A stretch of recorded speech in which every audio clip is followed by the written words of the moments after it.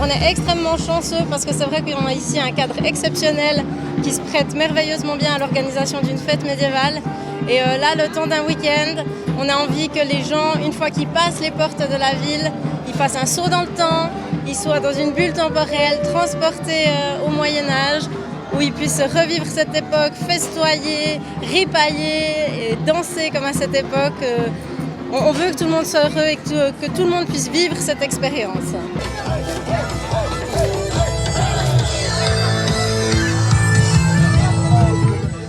Ah, Nicolas.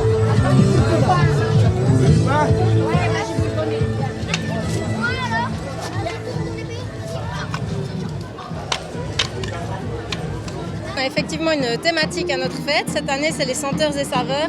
Et au-delà du fait de faire la fête et de s'amuser, on a aussi envie que cette expérience soit pédagogique. Le but, c'est qu'on apprenne des choses. Et le cloître est consacré chaque édition au thème de l'édition. Donc cette année, on a des conférenciers, on a des chefs qui sont venus nous parler de la cuisine médiévale, qui sont venus nous parler des parfums au Moyen-Âge, qui sont venus nous parler des épices. Et ils ont des récits absolument palpitants à nous faire, ils sont prenants, ils sont passionnés par ce qu'ils nous expliquent. Et on découvre comment on mangeait et pourquoi on mange comme on mange maintenant aussi. Pourquoi des tranches de pain sec? Parce qu'à l'époque, mesdames et messieurs, on cuisait le pain une fois par semaine. On le cuisait même dans certaines régions une fois par mois, voire même une fois par année. En vallée, il y a certaines vallées qui cuisent leur pain sec une fois par année. Pourquoi on faisait ça? Parce que vous allez comprendre après, c'était toute une organisation de cuire le pain, mais aussi parce que le pain se conservait très mal dans les maisons. Donc on le faisait sécher, on le coupait en tranches et on le faisait sécher un peu. Les maisons étaient très très humides.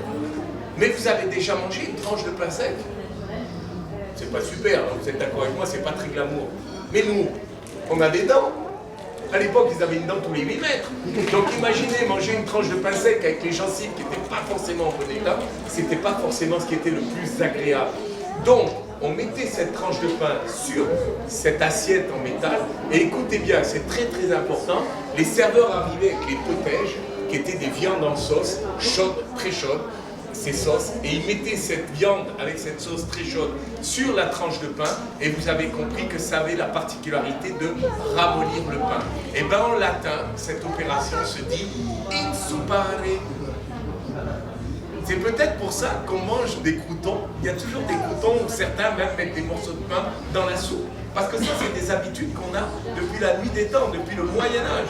Moi, ma mère me disait quand j'étais gamin, quand je rentrais et qu'il pleuvait, elle me disait « Dis donc, t'es trempé comme une soupe ». Ah ouais, c'est vrai. Je me disais « Mais pourquoi elle me dit ça ?» Je ne me suis pas jeté une soupière sur la tête. C'est simplement parce que le fait d'être vraiment très très mouillé faisait penser à cette opération-là. Voilà.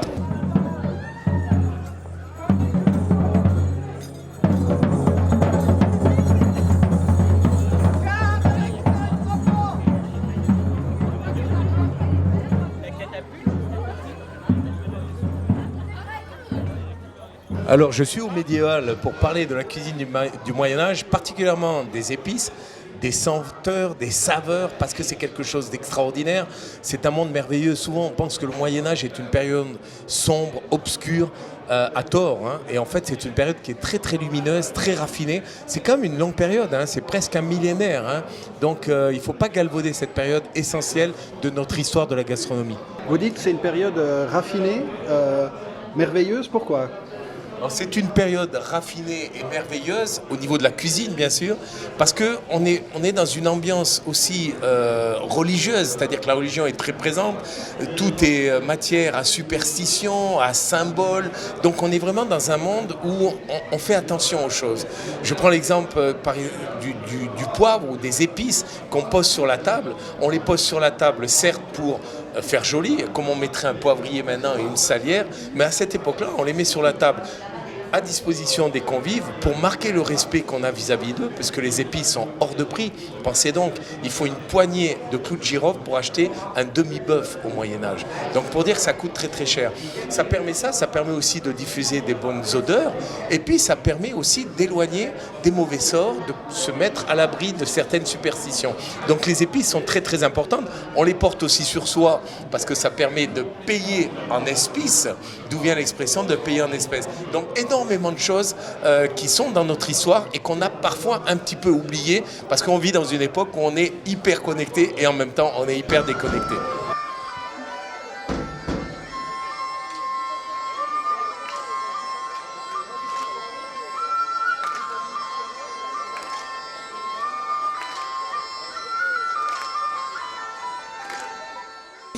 On se met en tenue et là on vient effectivement depuis une petite troupe qui est venue depuis le Valais, mais on fait ça pour notre plaisir. On ne fait pas partie de l'organisation de la fête, mais c'est notre truc à nous de venir et de profiter des lieux avec une tenue d'époque. Du coup, viking. Du coup pour la fête, ouais, en viking, effectivement.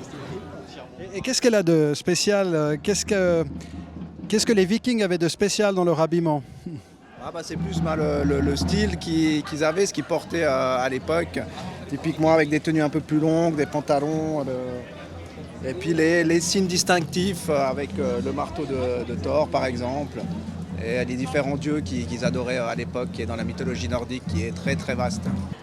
Alors on a commencé, ça fait peut-être 6 ans à peu près, à faire 2-3 sorties médiévales. Donc au début on avait juste une tenue standard et rapidement on a plus aimé le style un peu nordique et viking que nos amis pratiquaient déjà. Il se cache mais il est là. Voilà, tu passeras à la télé. C'est le chef et voilà, c'est eux qui nous ont aussi un peu initiés par rapport autant à la culture ou ça. On a préféré cette culture-là que peut-être plus qu'une culture médiévale, château ou plus récente. Ouais. Pourquoi alors personnellement déjà en tant que femme, je préfère nettement les habits vikings que les robes de jouvencel ou de château avec des couvre-chefs ou ça. Je trouve que les habits sont beaucoup plus jolis. Il y a plus de cuir, il y a plus de daim, il y a plus de matériel qui sont travaillés. Il y a des choses. Les femmes étaient pas seulement, on va dire, avec des belles robes dans les châteaux, elles étaient aussi pour aller à la guerre, pour aller dehors. Elles étaient les égaux des hommes, c'est vrai, chez les Vikings. Ce côté-là me plaît beaucoup plus que la femme en robe, voilà, qui fait de la couture ou de la broderie, voilà. C'est un peu plus ce côté un peu guerrier aussi, et la chasse, etc., qui est intéressant.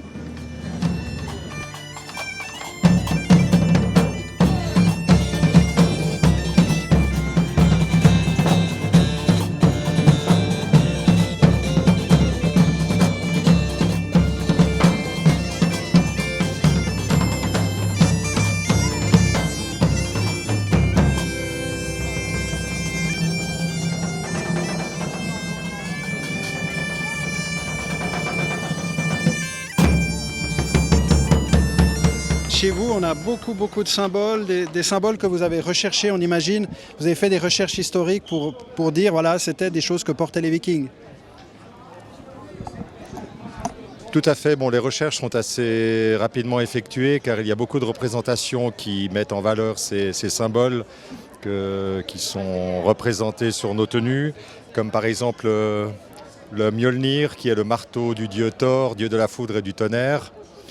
Et là, on peut voir sur ma tenue une de nombreuses représentations de ce marteau. Ensuite, nous avons sur ce brassard à nouveau le symbole Mjolnir avec les corbeaux du dieu Odin, Hugin et Munin. Nous avons sur le tatouage une représentation d'une pierre runique qui représente un masque de guerrier avec la rune Aiwas, qui était une rune utilisée dans la symbolique nordique. Et sur mon sur le fourreau du Skramasax, nous avons le Valknut, un symbole utilisé également dans la mythologie nordique qui est associé au dieu Odin et aux Valkyries, avec à nouveau les deux corbeaux d'Odin, Hugin et Munin. Et sur l'armure de ma camarade Torvi, nous avons le Vegvizir, qui était un symbole spirituel utilisé dans la culture nordique et viking, qui représente une boussole un peu tant physique mais plus spirituelle. Et sur mon camarade Einar, nous retrouvons une autre version du marteau Mjolnir, le marteau de Thor, ainsi que sur son brassard, le Mjolnir avec les corbeaux du dieu Odin, Hugin et Munin. Combattants, combattantes, vous êtes équipés. Je vais vous demander une présentation des boucliers. On appelle ça un mur de boucliers. Je vous demande de vous mettre en ligne, l'un à côté de l'autre. On fait un mur de boucliers. Avant de faire le chacun pour soi. Combattants, combattantes, êtes-vous prêts? Oui! Bataille! Celui qui est touché est éliminé, il sort. Si tu ne tires pas, tu ne gagnes pas. Si tu es touché, tu sors. Ouh. Attention, pas de munitions, pas de victoire. Touché. Attention. Ouh. Attention, c'est pas grave, je m'en occupe, je m'en occupe. Ah, 2 contre 1, c'est terrible. 2 contre 1, c'est terrible, qui va se découvrir. Pour l'instant, il refuse le combat. Ah, touché. Dernier duel. Il va falloir s'approcher. Il va falloir accepter le combat. Bien joué, attention. Le corps à corps. On a un gagnant. Bravo. Le prénom. Ah bah. Merci beaucoup. Merci beaucoup. Je te laisse poser le bouclier, tu as gagné un lot. Alors c'est de la fabrication personnelle. C'est une passion que je fais à côté de mon travail. Et j'essaye de faire le plus artisanalement possible, tout à la main. Sauf les planches que... Là j'utilise des machines, mais sinon c'est tout fait à la main, oui. Et qu'est-ce qui vous passionne dans la fabrication de ces boucliers? Restez où vous êtes. Alors ce qui me passionne, déjà l'artisanat en lui-même. J'ai toujours aimé travailler le bois. Et l'objet de bouclier aussi me passionne plutôt. Et du coup, j'ai découvert que j'avais des idées pour les décorer, pour avoir différents styles. Et il y a peu de monde qui fabrique des boucliers à la vente. Et du coup, j'ai tenté ma chance. Ça a plu. D'abord un ami, un deuxième. Et puis petit à petit, les choses se développent. Et puis là, Marjorie, qui est au comité d'organisation ici, m'a contacté parce qu'on avait fait comme ça entre amis une bataille de pives. Et puis elle m'avait dit, est-ce que tu serais d'accord de développer un jeu pour Saint-Ursanne, enfin les médiévales de Saint-Ursanne? Et j'ai dit chiche, on y va, on essaye. Et donc ce week-end, c'était la première. Et on a testé le jeu, c'est une belle réussite. Les enfants ont adoré, les parents aussi. On a eu du monde tout le week-end. Un franc succès. Pourquoi pas une épée alors? C'est le côté défense du bouclier qui vous plaît aussi ou c'est le côté pouvoir le décorer? Alors c'est vrai qu'instinctivement on croit que le bouclier c'est pour se défendre. Quand on fait des batailles, la défense en fait c'est le dernier stade. D'abord on attaque, la meilleure défense c'est l'attaque. Et le bouclier, contre toute attente, est d'abord une arme offensive parce que c'est une arme. Moi ce qui m'a plu c'est l'esthétique. C'est la possibilité de les décorer pas à l'infini, mais presque, avec des idées, avec un style nordique pré-chrétien, donc ce qu'on appelle viking, avec une forme de liberté que j'ai pris moi-même. Je respecte une certaine historicité sur la forme, sur le poids, sur l'épaisseur, sur le bois. Et après, par contre, j'ai pris la liberté de proposer de toute option de décoration, en fait. Vraiment des objets personnalisés complets. Et vous dites viking, c'est cette période-là, c'est ce peuple qui vous fascine aussi? Oui, je suis tombé un petit peu amoureux de l'esthétique, de l'habillement, de la mythologie aussi, très belle. J'étais pas très attiré par les choses chrétiennes ou cette période de l'histoire. Et j'ai découvert qu'avant, ce qu'on appelle le haut Moyen-Âge, les périodes pré-chrétiennes, comportent des mythologies, comportent des histoires assez incroyables. Et une archéologie aussi qui est troublante, qui est riche, qui est magnifique. Et je suis un petit peu tombé amoureux de ça, ouais, c'est juste.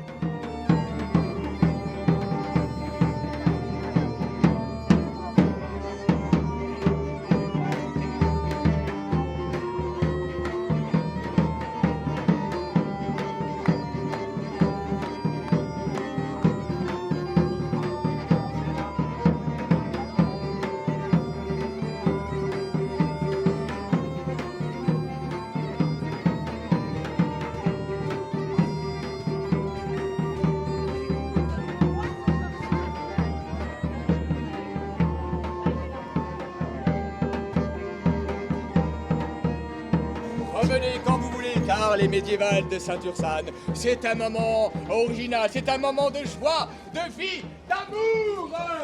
Oui. Et là, ce sont 2 recettes 18e siècle où là, pour le coup, j'avais vraiment le modus operandi de la recette, c'est-à-dire que j'avais la liste des ingrédients, les proportions et comment le fabriquer. Donc ça, c'est pour les 2 parfums 18e. Et là, pour le parfum moderne, on est sur une création qui est purement inventée, qui est partie d'une balade en forêt. Donc j'ai fait la liste un peu de toutes les choses odorantes qui étaient autour de moi et je me suis dit, bon, là, il y a un parfum à faire avec ça. Et donc c'est comme ça que j'ai créé l'eau de Brocéliande. Le thème de cette année de ces médiévales, c'est senteur et saveur, donc senteur aussi, et vous, c'est des parfums, hein, c'est ce que vous connaissez du Moyen-Âge. Qu'est-ce qu'on peut dire pour commencer des parfums du Moyen-Âge ? En fait, les parfums du Moyen-Âge, il faut déjà savoir qu'ils existent. Et comme on a l'image souvent d'un Moyen-Âge qui est assez sale, qui est souvent malodorant, en fait, non, il faut vraiment se rendre compte que l'hygiène du corps et la bonne odeur, c'est quelque chose de vraiment très intéressant. Puis bien évidemment, la fleur des reines, la reine des fleurs, la rose qui est à l'honneur dans tous les parfums du Moyen-Âge. La rose, et quelles autres senteurs on a au Moyen-Âge ? Alors on va retrouver toutes les senteurs qui sont liées aussi aux odeurs sacrées, hein, donc l'encens, la myrrhe qui sont les cadeaux qui ont été offerts au Christ, mais on va aussi retrouver l'ambre gris qui est une matière animale ou encore le musc. Le musc, donc animal. Oui, tout à fait, c'est un bouquetin, ça vient d'un bouquetin. C'est quoi ? C'est une glande ? Oui, tout à fait, c'est une glande anale en fait, de marquage de territoire. Donc ça sent pas forcément bon, mais comme tous les parfums, en mélangeant les odeurs, on arrive à quelque chose de fantastique. Curieusement, quand c'est très concentré, c'est vrai que ça sent pas forcément très bon, mais à doser au bon dosage, c'est exquis, ça sent vraiment très très bon. Et du coup, vous, comment vous expliquez aux gens, ou pour que les gens comprennent le parfum au Moyen-Âge, qu'est-ce qu'on peut encore dire de manière simple ? Que c'est accessible à tous. En fait, il suffit d'avoir un peu de technique, une huile pas trop odorante, des matières odorantes type des fleurs, du jasmin, du mimosa, du muguet, pourquoi pas, peu importe. Et voilà. Il n'y avait pas de parfumeur officiel, souvent les gens se faisaient leur propre parfum en fonction de ce qu'ils avaient.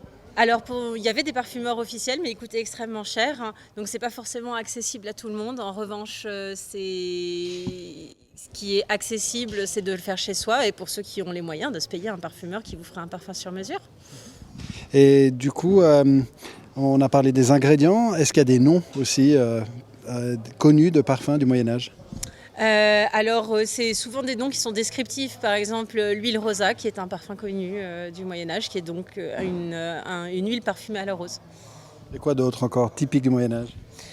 Qui sera typique du Moyen-Âge c'est essentiellement ça. Après, ce sera surtout, par exemple, des parfums à base d'encens ou des choses comme ça, qui n'ont pas forcément de nom à proprement parler.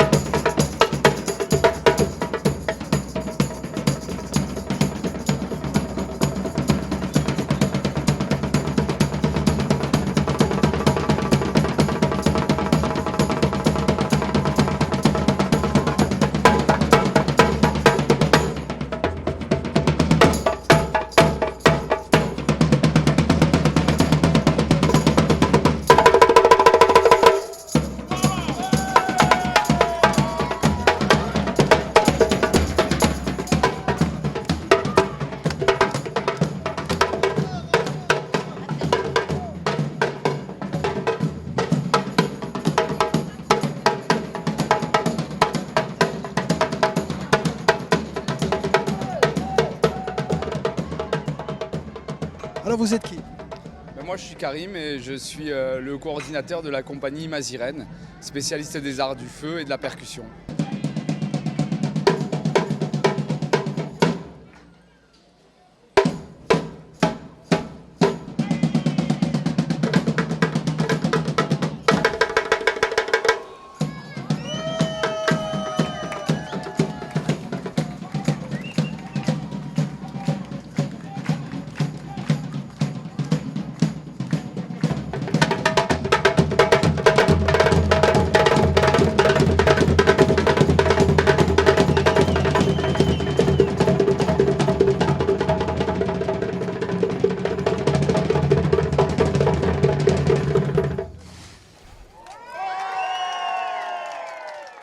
Ce sont des éléments primaires, hein. Le feu, la percussion sont des éléments ancestraux, primaires, donc effectivement ça parle aux gens et ça fait remonter des énergies et des vibrations et c'est ce qu'on adore. Et du coup, comment vous est venue l'idée de créer ce groupe ? C'est un groupe qui a plus de 17 ans maintenant d'expérience, qui remonte aux années 2007-2008 et ça a été un petit peu un concours de circonstances et vraiment des passionnés de percussion et du feu qui se sont rencontrés, un groupe indépendant.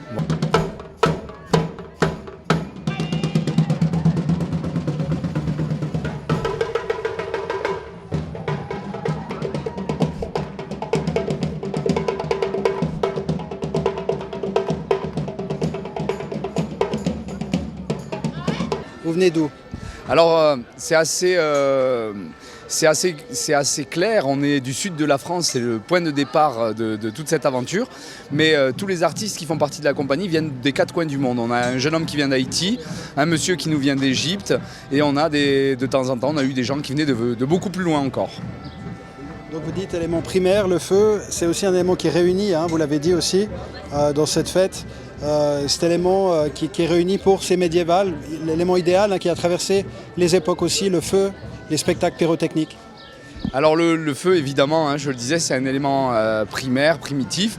Et pour la fête médiévale de Saint-Ursanne, on a senti la chaleur d'abord humaine, mais aussi la chaleur du feu que nous, on a essayé d'apporter ici. Et la réaction du public était elle aussi tout autant chaleureuse. Donc le feu et la chaleur, les deux étaient au cœur de cette médiévale, j'ai l'impression.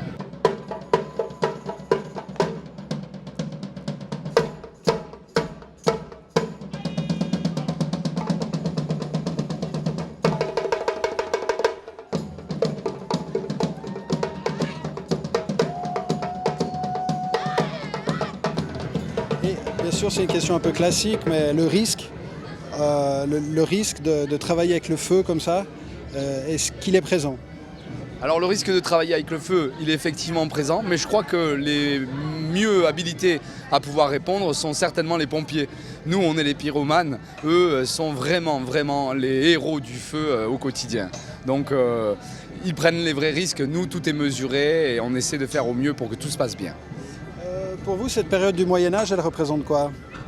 Le Moyen-Âge, c'est une période qu'on appelle évidemment Moyen-Âge ou Dark Ages, une période trouble, mais en réalité qui est une période lumineuse parce qu'il y a énormément d'avancées dans l'agriculture, énormément d'avancées notamment au XIIe siècle, dans la lecture, dans l'apprentissage. Et aujourd'hui, c'est un retour aux sources, un retour à la découverte du patrimoine régional, territorial, national parfois. Et c'est vraiment un enrichissement de pouvoir participer à la mise en exergue de cette période au travers de festivités telles que celle-ci.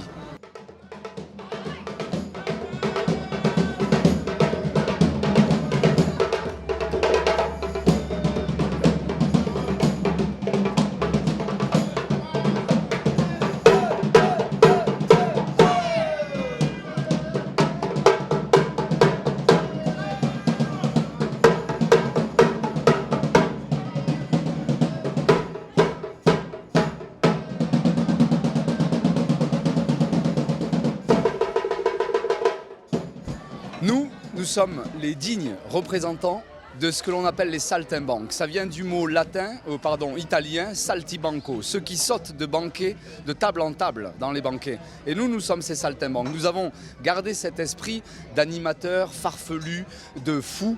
Et c'est dans l'esprit plutôt que l'on s'identifie, plutôt que dans la réalisation du costume. Merci beaucoup.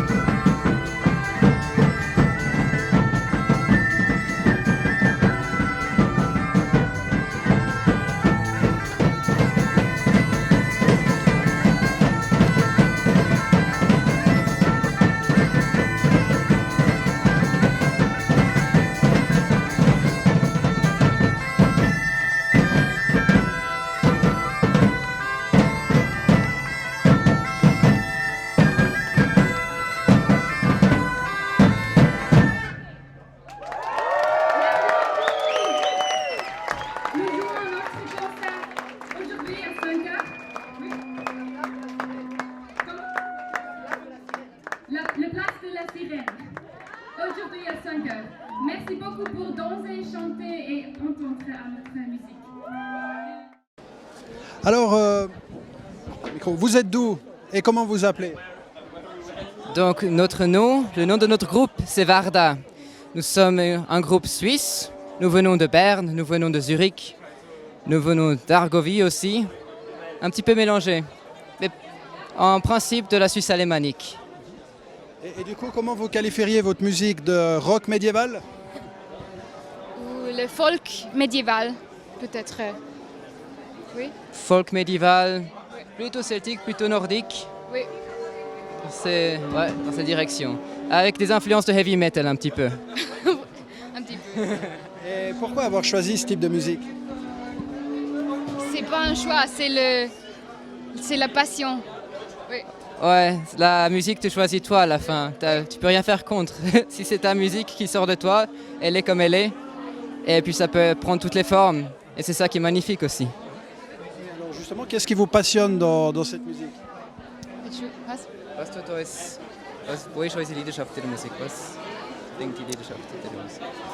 C'est reconnecter avec les racines et les ancêtres et la musique folk, les instruments de folk de notre histoire et oui.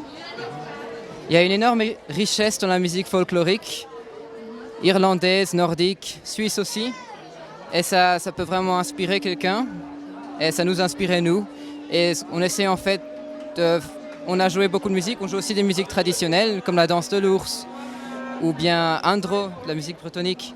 Et à la fin, quand on joue beaucoup de musique comme ça, après on arrive à créer de la musique un petit peu similaire, on commence à apprendre qu'est-ce qui fait sa musique en particulier. Et puis après ça sort du cœur quoi.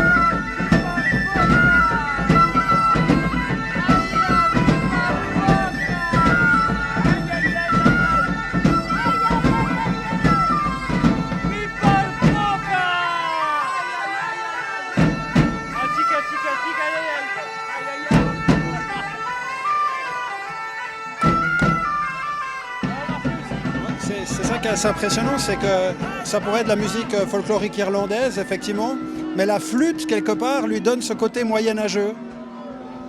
Effectivement, mais la flûte, c'est une flûte irlandaise, c'est la tin whistle. Oui.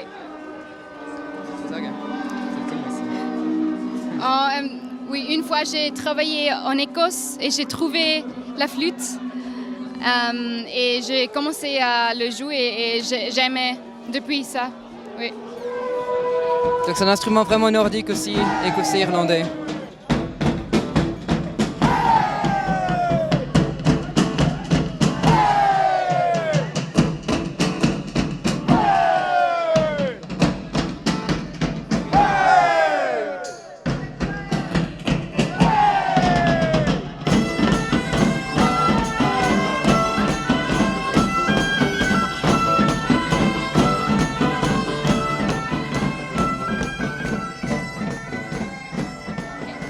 Qu'est-ce qu'on a alors aussi là? Qu'est-ce que c'est comment on appelle cet instrument? Cet instrument, c'est un petit peu un mélange. C'est un mandocello. C'est accordé comme un cello, mais ça se joue comme une mandoline. Donc c'est comme si un violoncelle a un enfant avec une mandoline, il y a ça qui sort. T'as les cordes qui se grattent comme la mandoline, mais tu peux jouer ça comme un mandocelle. Tu peux aussi jouer des trucs de Bach dessus. Mais bon, moi, je l'utilise principalement pour la musique folklorique. Dernière question. Ce qui frappe dans votre musique, c'est le rythme. Ça devient endiablé, ça entraîne. Hein. C'est un rythme qui s'accélère et les gens dansent. Bien sûr, le rythme, c'est une des choses les plus importantes dans la musique pour moi. S'il n'y a pas de rythme, pour moi, la musique sans le rythme, ça ne fait pas de sens. Et donc, c'est un aspect qui est dans toute notre musique, enfin dans la plupart de nos musiques quand même. Oui.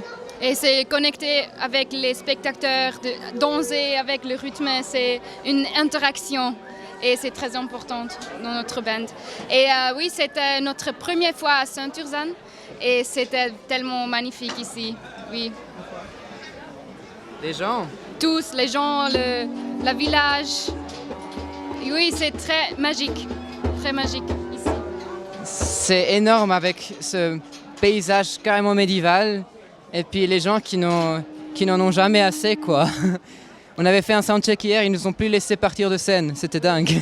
C'était incroyable, vraiment. Ouais. Et le concert était aussi, ils étaient là dès le début. Ça fait vraiment quelque chose de grand quand on fait la musique et puis il y a cette réverbération du public qui revient sur nous. C'est comme de l'énergie qui est transmise. Oui. Ouais, c'était énorme. Merci beaucoup. Merci beaucoup. Merci à vous. Nom, prénom? Myriam. Merlin. Et du groupe Verda. Du groupe Varda, oui. Merci beaucoup. Merci à toi.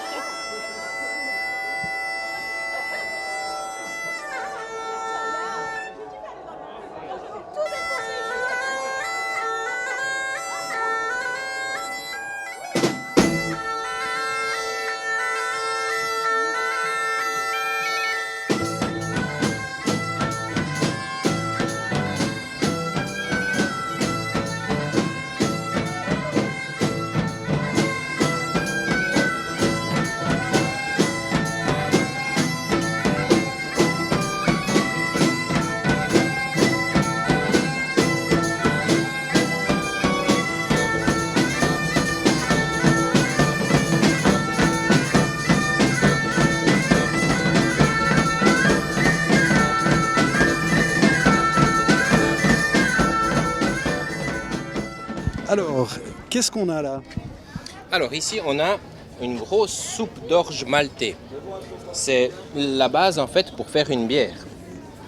On a de l'orge qui a été malté, ça veut dire germé, puis séché, moulu. Et le fait de le cuire longtemps permet d'extraire l'amidon et de le transformer en sucre. Une fois que ça c'est fait et que le liquide a refroidi, on ajoute les levures qu'on a ici. Donc l'orge, à la base, ça ressemble à ça. Et ça, c'est du houblon, c'est une fleur. C'est le houblon qui donne la note amère à la bière. Et du coup, c'est la bière à l'ancienne. Voilà, là c'est vraiment la bière à l'ancienne, au feu de bois. Aujourd'hui, je ne crois pas qu'on la produise encore comme ça. Il faut dire que ça, c'est un brassin de démonstration. Ça fait depuis hier matin qu'il est sur le feu. Et je pense que si on en faisait de la bière, il aurait un petit goût âcre de fumée. Ça, on ne peut pas vraiment le recommander. Mais comme démonstration, ça a fait son effet. Et pourquoi rappeler au médiéval qu'on faisait la bière? C'est quoi? C'est l'idée de montrer cette technique au médiéval, c'est de montrer que la bière existe depuis très longtemps? La bière existe depuis très très longtemps. Je ne saurais pas vous nommer de date, mais c'est sûr qu'au Moyen-Âge, les moines, beaucoup de monastères produisaient leur bière. Et c'est eux qui ont, notamment en Belgique, en Suisse aussi, développé la culture brassicole qu'on connaît aujourd'hui.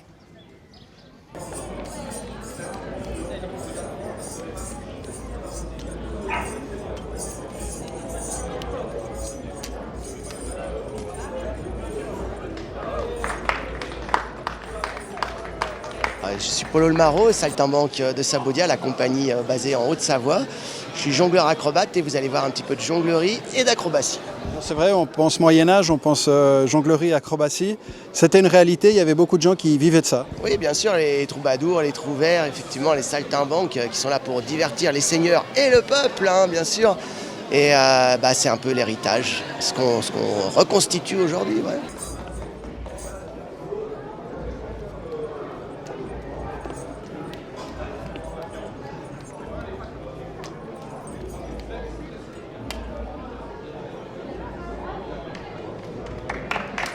Qu'est-ce qui vous pousse à vouloir faire revivre tout ça? Vous auriez été vous-même un saltimbanque, enfin un jongleur de rue à l'époque, au Moyen-Âge? Oui, je pense que ce serait possible. Il y a beaucoup de gens qui rêvaient d'être chevaliers. On voit plein de chevaliers partout, mais je pense que c'est pas la bonne place.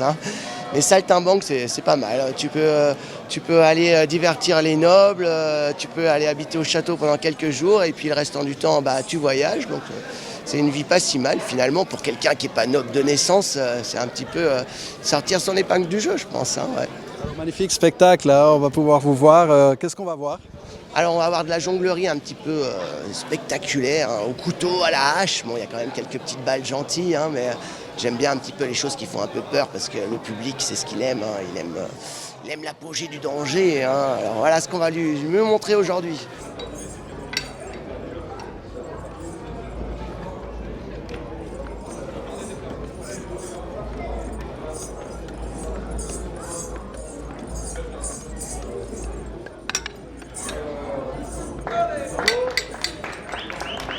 Et comment on sait que c'était d'époque, que c'est ça qu'on faisait à l'époque?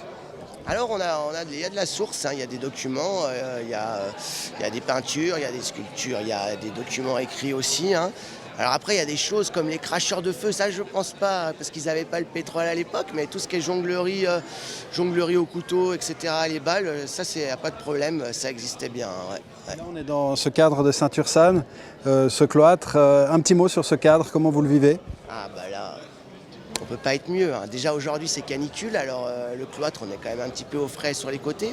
Là le public, vous voyez, il est à la meilleure place. Moi je transpire, je suis en plein soleil, mais alors pour le public c'est formidable. C'est comme si tout le monde était au balcon et regardait en bas de chez lui le spectacle. Donc ici dans le cloître, c'est une très belle place.